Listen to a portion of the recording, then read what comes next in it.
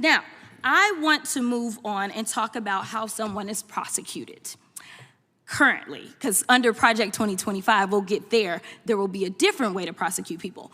But currently, it is my understanding, and I only kind of went to law school, passed a couple of bar exams, and practiced on the state and federal levels, but just clarify for me, when someone goes in to be prosecuted, is it, say, the President of the United States that somehow becomes the state prosecutor in New York? Oh, absolutely not. Absolutely not, because he's the executor, huh? That's that other branch. Correct. Okay. The House Judiciary Committee held a hearing on the weaponization of the government in relation to former President Trump's NYC hush money trial. Lawmakers debated claims that federal agencies have been misused for political purposes. Stacey Plaskett's opening statement stood out for me.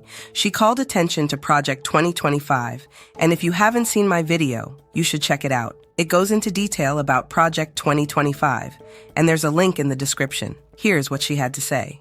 In his letters to fellow founding father and his political opponent John Taylor, then former President John Adams wrote, "Democracy has never been and never can be so durable as aristocracy or monarchy. Remember, democracy never lasts long. It soon wastes, exhausts, and murders itself. There never was a democracy yet that did not commit suicide. Those passions are the same in all men under all forms of government, when unchecked, produce the same effects of fraud, violence, and cruelty. American democracy has always been a question of progress, not finality. Democracy has been given to us with the blood, sweat, tears, and efforts of Americans who came before us, who struggled long and hard to build and protect every democratic institution we have. Indeed, our country's dark past, the very foundation of our economic juggernaut on the world, was premised on a sick institution called slavery that some now want to even erase. This democracy that our ancestors struggled to bring us all into, these rights, some of which some Americans do not even have all of, are fragile. Remember that the great Republic of Rome was destroyed. Greece was destroyed. Germany of the early 20th century, destroyed. Spain. These great empires are gone. Human history is laden with examples of great nations, republics, and democracies that were once beacons of human progress and eventually destroyed by hubris, autocrats, and the rabid ambitions of an empowered few. Falls do not happen overnight, but the signs are there if you want to see them. In those republics, those democracies, slowly but surely, rights are stripped away. My fellow Americans, that's happening here in this country. The right for a woman to choose what to do with her body, stripped away in 15 states. Immigrant children being stripped away from their families. The gains of Blacks for fair representation, voting rights, recognition of the historic lack of creating an even playing field, stripped away. Slowly but surely, the structures, the laws, and the institutions intended to make the nation great have been and continue to be eroded. Not to mention the souls of the human race and minorities being eroded every day by injustices. We have a blueprint that we can see how that's being done. Project 2025 plans to upend structures, institutions, and the basic rights that have supposedly been afforded to Americans to make it great. It's a playbook for Donald Trump's second term and a plan for the destruction of America as we know it. Despite flashy headlines printed over American flags and the likes of obnoxious men who give loud speeches about their love for making America great again, Project 2025 delivers no such thing. Project 2025 will slowly but surely strip away our rights. I've asked for a hearing about Project 2025 because I believe it is a dire warning to us all of an individual and others around him's desire to weaponize the government for their own empowerment. It will rip our experts out of agencies to be replaced by sycophant political appointees. It will strip women of even more healthcare access and rights. It will further dehumanize undocumented immigrants and punish their family members, even those who are American citizens, for daring to be associated with them. It will restrict free speech in schools to only allow far-right approved agendas and curriculum. It will erode our freedoms, all under the vague guise of making America great. And yes, because it is a grand Republican plan, Project 2025 calls for severe cuts to Medicare and Social Security. I'm not just saying that. The authors of Project 2025 are saying that. Here's a video outlining that. 2025 believe that a woman should be able to have an abortion if her doctor says that she needs one. It's a yes or no question. Abortion is not health care. So Abortion that is a no? Murder of a human being. We're also going to have teams, because we can multitask, to deconstruct the administrative state and to go after criminals and the traitors in the deep state. So suck on that. We need to have the biggest mass deportation system ever in the history of America, because it is unjust and illegal and evil that more than 10 million illegal aliens have come to this country. There are great plans using the Department of Homeland Security to return these people back to south of the border. The best thing that people can do right now, if you're a young person, is get involved in one of these things like American Moment or Project 2025 or the Trump campaign. We got to fill up the White House with Reuters. Project 2025 is something that's going to transcend the next 4 years, the next 10 years. It really is, for the first time in the history of the conservative movement, the apparatus for policy and personnel. We are in the process of the Second American Revolution, which will remain bloodless if the left allows it to be. Playing patriotic music, claiming to love freedom, demonizing every group in the nation that is not like you, will not protect you and your civil rights. The Project 2025 playbook is a plan to give Donald Trump the powers of a dictator, just as he wants. That's the plan. This is the man who threatened to send the Department of Justice after political opponents. Trump even sent his lawyers to the Supreme Court to argue that he should have criminal immunity even if he uses the military to assassinate someone who simply disagrees with him. We heard his Secretary of Defense say that he asked the military to shoot people because they were protesting. Yes, that's what his defense secretary said on TV, and there's recordings of it.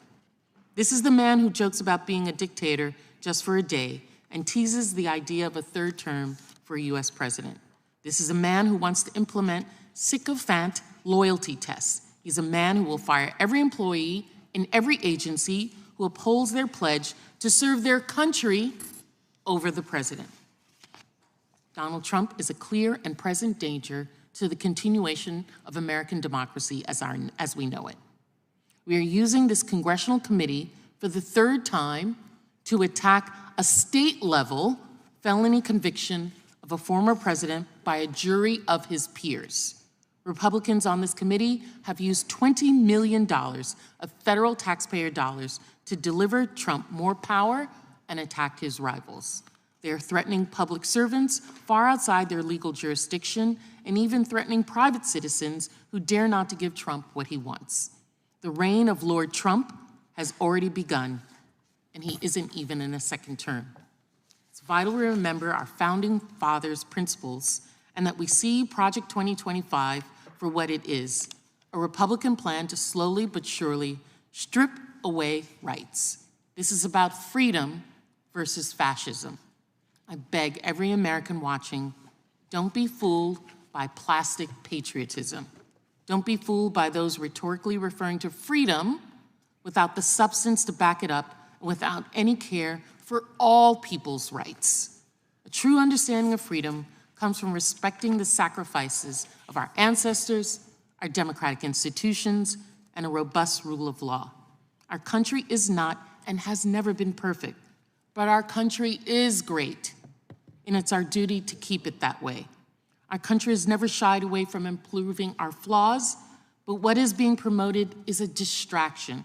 It's counterproductive and threatens years, decades, centuries of progress.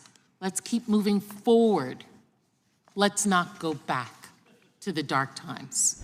Stephen Lynch stated that the chair's interference in the New York case involving Donald Trump was the most extensive he had ever seen.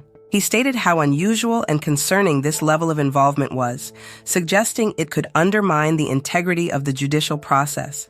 I've served on the Oversight Committee here in Congress, which is the principal investigatory committee in this House, for over 20 years. And I have to admit, I cannot point to a single case during my tenure, and we have had Republican leadership and Democratic leadership, where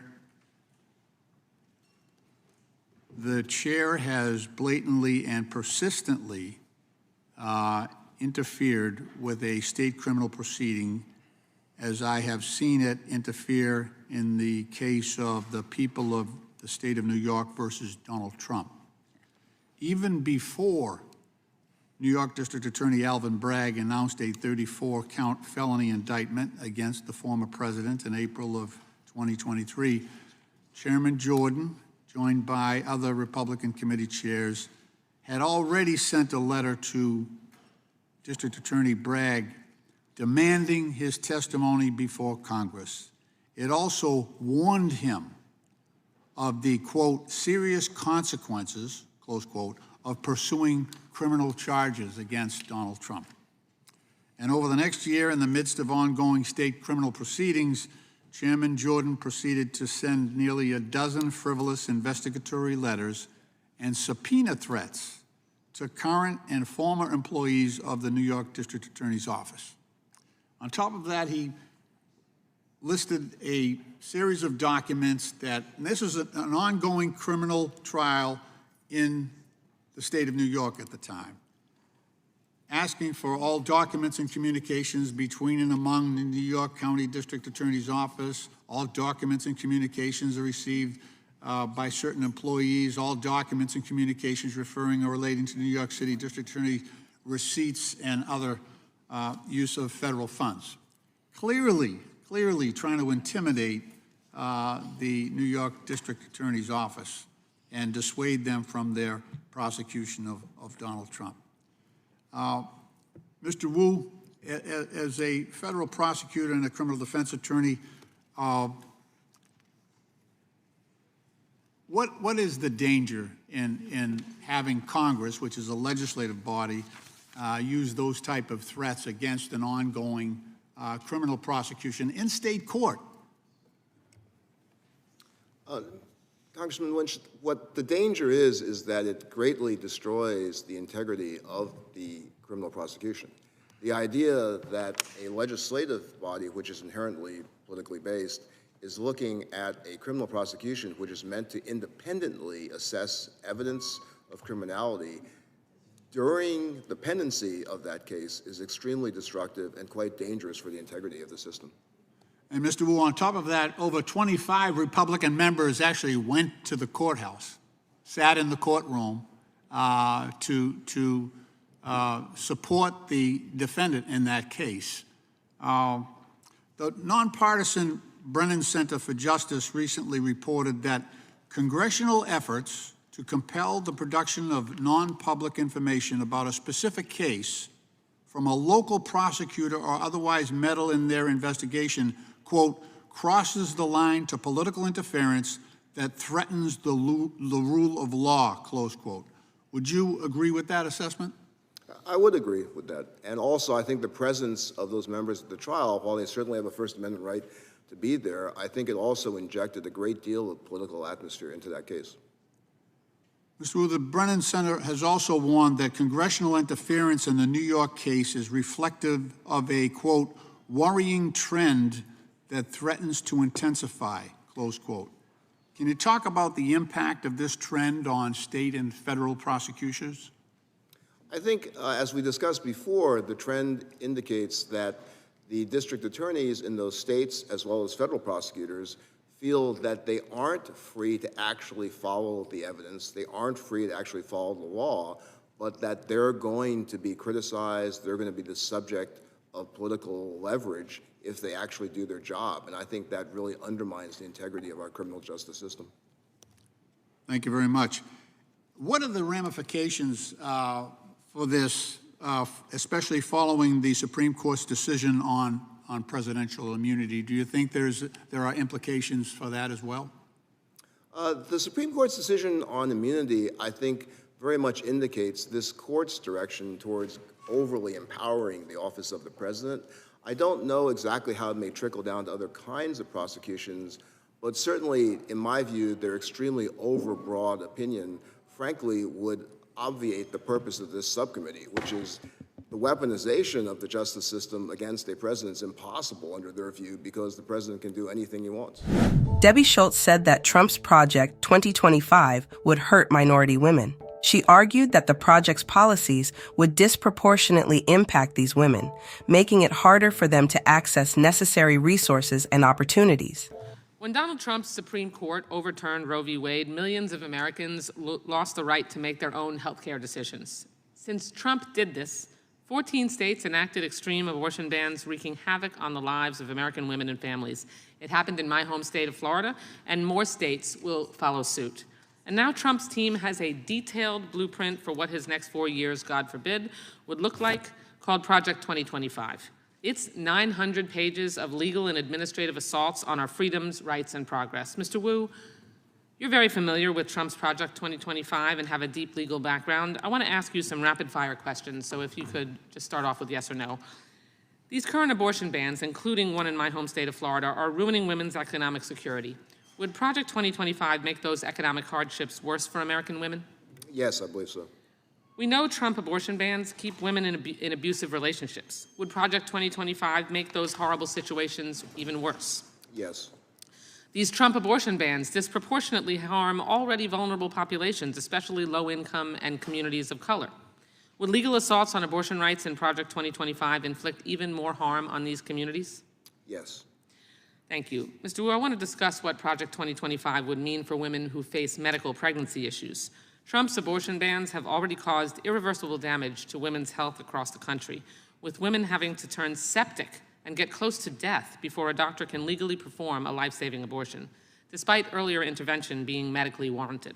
The bottom line, Trump's abortion bans have led to inflicting unnecessary brutal pain and harm to women, including preventable deaths. That's not some Democratic talking point, that's directly from doctors. A majority of OBGYNs stated that when Trump overturned Roe v. Wade, it increased maternal deaths and discourages doctors from even going into the field. In a survey, 70% of providers say they believe it has also worsened existing racial and ethnic inequalities. This comes from the men and women who actually care for their patients, doctors who took an oath to do no harm. Legal hurdles are causing harmful health outcomes. Mr. Wu, do you think that innocent women truly trying to receive necessary health care will be unfairly criminalized by Project 2025? Yes, I do. And I think in particular, some of the language in the Project 2025 document, such as the phrase abortion tourism, I find to be deeply offensive. Women do not take vacations in order to have abortions. I agree that it is deeply offensive and dangerous to use language like that. Project 2025 is an explicit 900-page playbook for a second Trump term, and it's clear that it targets women. Trump's Project 2025 lays out plans to make sure that abortion is not considered health care. It aims to get the FDA to reverse its decades-long approval of the abortion drug mifepristone in order to get it off the market. The Trump plan calls for defunding Planned Parenthood and excluding it from Medicaid, which is how millions of women get preventative screenings and other vital health care unrelated to abortions. We know the same extreme anti-choice groups that helped craft Trump's Project 2025 would also try to exclude some forms of emergency contraception from no-cost coverage and gut access to IVF. Trump's Project 2025 blueprint even calls on the CDC to increase, quote-unquote, abortion surveillance, including requiring states to submit invasive, privacy-violating data and information about patients who receive abortions. This creates a modern-day Handmaid's Tale. These dangerous, alarming policies will ensure that women are second-class citizens. Its extreme MAGA goals will cause suffering and, in some instances, death. Mr. Wu is a legal analyst with extensive experience as a federal prosecutor. Can you explain some of the dangers American women face by criminalizing abortion like this? Well, immediately what happens is they're being forced to choose between their health versus being prosecuted, which is a terrible situation no one should ever have to face. The point that you make, Congresswoman, with regard to surveillance, I think that's extremely dangerous. I mean, that is a weaponization of healthcare statistics to use those statistics to further criminal punishment of innocent women who are simply seeking to protect their own health and to further decisions that really should just be between them and their doctors. Well, I'm glad that in this committee we're finally exposing what the real weaponization of government was under former President Trump, and would be again. And lastly, as my time expires in the next 30 seconds, isn't this working towards a complete and total national abortion ban? And isn't that what Project 2025 makes clear the goal is if former President Trump were reelected again? I think it does. I mean, it sets out a blueprint to get at that goal through numerous ways. Jim Jordan asked Mr. Smith why the FDC did not bring charges against Trump. He questioned the decision, suggesting it showed that Trump did nothing wrong. Professor Smith, in your in your written testimony, you said that the lead prosecutor, Matthew Colangelo, in his opening statement in the court, accused President Trump of violating the Federal Election Campaign Act. But the FEC didn't bring charges, I think you've said a couple times. Is that true? That's correct. And the Department of Justice didn't bring charges. That's correct. And if President Trump's campaign had paid for it, it wouldn't have been reported until after the election. Is that right? That's correct. And did President Trump's campaign have the money to pay for it? Yes, they had plenty of money. They had like $7-8 million still on hand on election day, I think, right? Yes. And certainly President Trump had the money to pay for it. He's not. Yes, he'd already spent over $60 million on it. Yeah, he had. So they'd already done that. Was it a political contribution? No, I do not believe so for reasons stated. I can elaborate on those now, but you know. Not only do you not believe so, their star witness didn't believe so.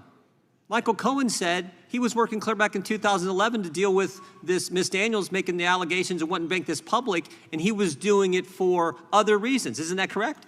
Yes, they had been concerned about Daniels for a long time and keeping her quiet. So the obligation wasn't caused by President Trump's candidacy for President of the United States. Is that right? No, it was not.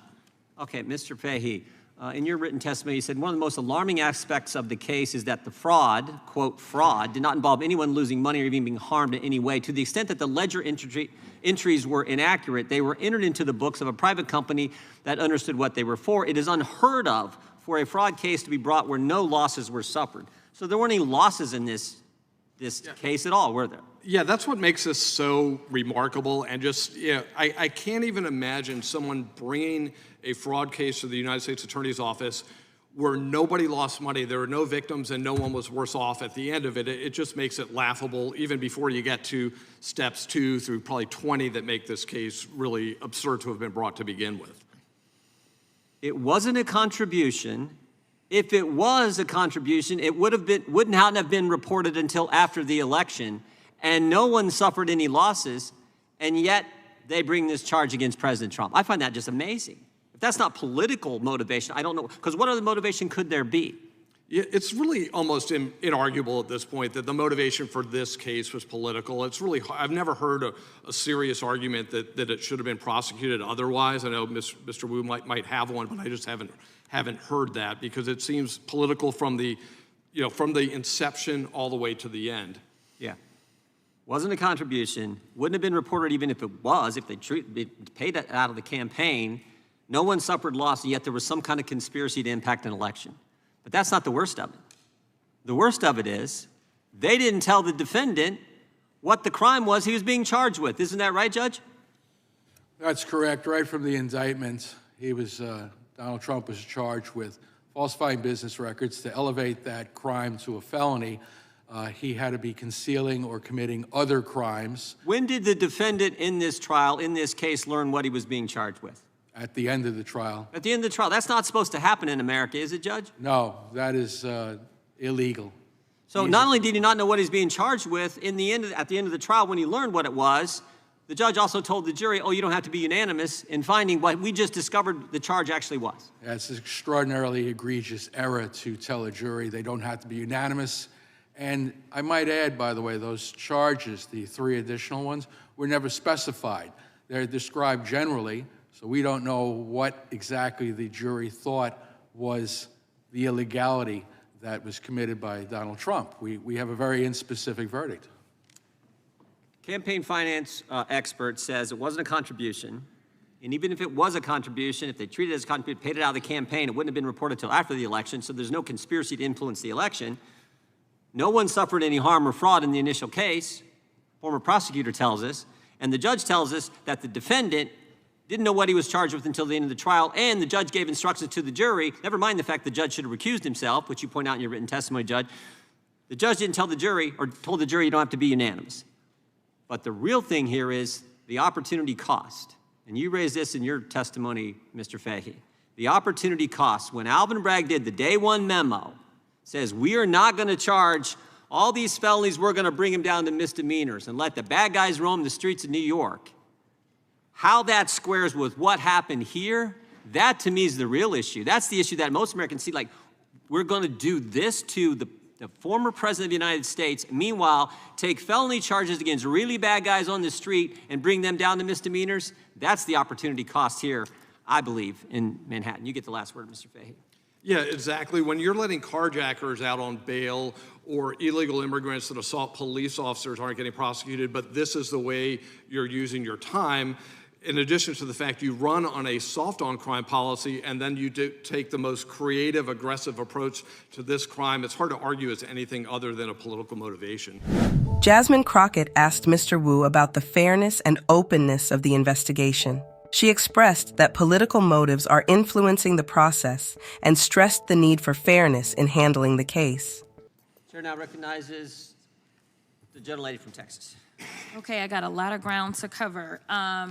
I do want to clarify, Mr. Fahey, when you consistently talk about NY or New York crime, you're speaking in an opinionated stance. You're not speaking from a place of fact, correct? No, I'm speaking from a place of facts. Okay, well, let me clarify for you. Thank you so much. I'm reclaiming my time. Let me clarify for you that NYPD puts out reports.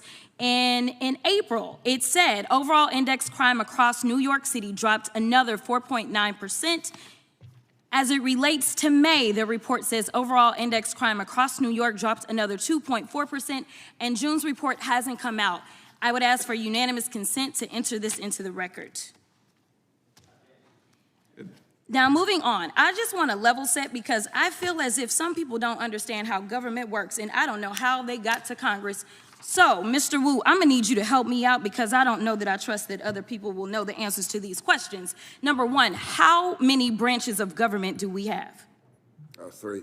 3, okay, sounds good. So, can you name them for me? Legislative, judiciary, and executive. Very good. Okay, so currently, I think that I serve in the legislative branch. Would you agree? I agree. Okay, fine. Can you tell me when somebody goes to court, such as a criminal convicted of 34 felony counts, state court in New York, would that be the legislative people or judicial people? Well, it's really the executive that's prosecuting, and then it's within the judiciary to run the trial properly. Okay, very good. So, judiciary. So typically, if someone has an issue with, say, what happens in court, do they then somehow hop from state court all the way to the federal legislative branch, or is there a different process in which you are supposed to be able to explain any issues you may have? The process would be the judicial appellate process, holding aside the issue of state versus federal. Oh, interesting. Okay. All right. So normally people don't get convicted on a state level and somehow end up litigating the issue on the federal level in the legislative branch. Is that correct? Yes. Okay. All right. So something is different about what's going on today. I just wanted to clarify because I thought I was living in the upside down for a second. Now, I want to move on and talk about how someone is prosecuted. Currently, because under Project 2025, we'll get there, there will be a different way to prosecute people. But currently, it is my understanding, and I only kind of went to law school, passed a couple of bar exams, and practiced on the state and federal levels, but just clarify for me, when someone goes in to be prosecuted, is it, say, the President of the United States that somehow becomes the state prosecutor in New York?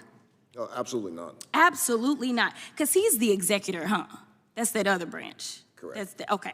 All right, so you have this prosecutor, and in this case, it's Alvin Bragg, who was duly elected, correct? Correct. not appointed by the president, correct? Right. Duly elected by the citizens in his jurisdiction, right? Right. So he's elected, and usually there's some sort of an investigation that takes place, correct? Prior to his election? No. With a case, I'm sorry. Yes, I've correct. moved on. Yes, yes. All right. So the very first part of a case is that we go through an investigation. After that investigation, then the prosecutor usually has what we would consider to be some sort of prosecutorial discretion as to whether or not they want to go forward, correct? Correct. All right. And then they use that discretion, but then when it's somebody that is facing a felony amount of time, which is usually in most states over a year, then they have to present it to a grand jury. Is that right? That's right. Now, a grand jury is comprised of citizens, correct? Correct. U.S. citizens from that area, correct? Right. Okay, so they have to come to the conclusion that they are going to issue what we call a true bill, correct? Correct. All right, so then we have an indictment. And then there's pretrial motions, there's pretrial hearings, all kinds of stuff, right? Right. All right, and then ultimately, depending on where you are, you have the opportunity to say, hey, I want a jury trial, correct? Correct. And a jury trial is comprised of U.S. citizens again, right? Right. Okay, very good. All right, so can you tell me so far if all of this took place in the case in New York? Yes, it did. Oh, okay. All right, so you get to trial. Now, when you show up to trial and you're facing a felony amount of time, as a defendant, are you not entitled to an attorney? Yes, you are. And your attorney is allowed to pick the jury, they're allowed to present evidence, and ultimately, it is a jury of your peers who decides whether or not you are guilty or not, correct?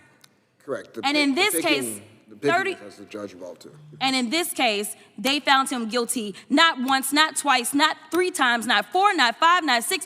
I could keep going on, but 34 counts were given. So the opinions of these people who were not juries is not what we do in this country. In this country, we have a system in which jurors decide who is found guilty, and if you have a problem with that, you go to the appellate court, which the last time I checked, he was raising money so that he could go to the appellate court and appeal his decision, and they will have the final say so. Thank you so much. Yes, they will.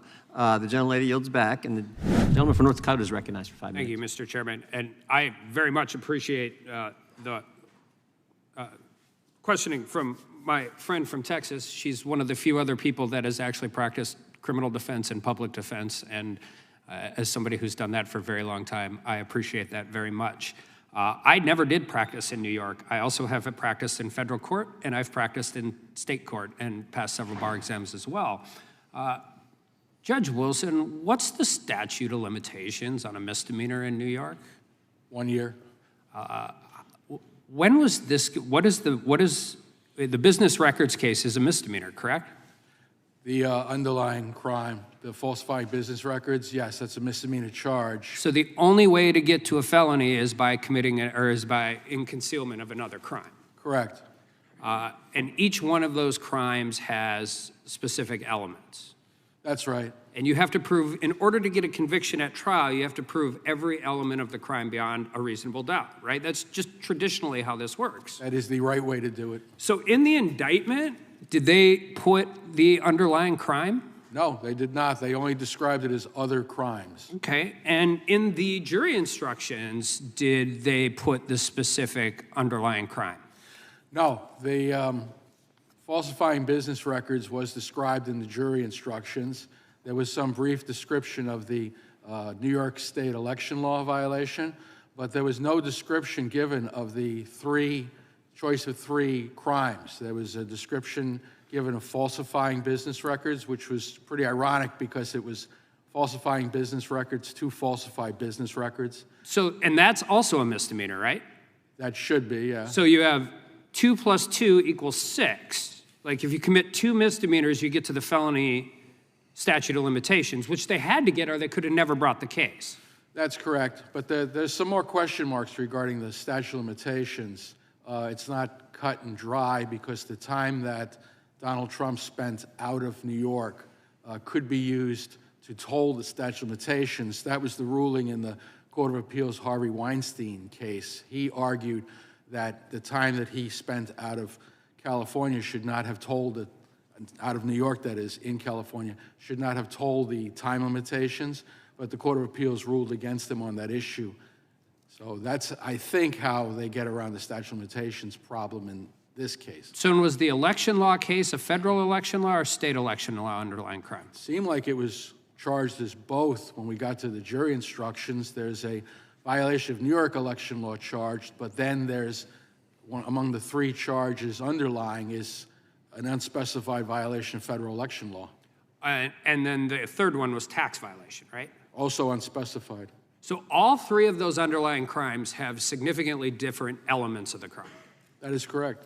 Were any of the elements of those crimes listed? No, not at all. So, this is important, and it might not be as robust or anything, but when you defend a client in court, if you don't know what the elements of the crime you're defending, how do you mount a defense? You can't. That's the very issue of fundamental fairness that I referenced. You, as a defendant, are entitled to know what the charges are against you so that you can defend against those charges.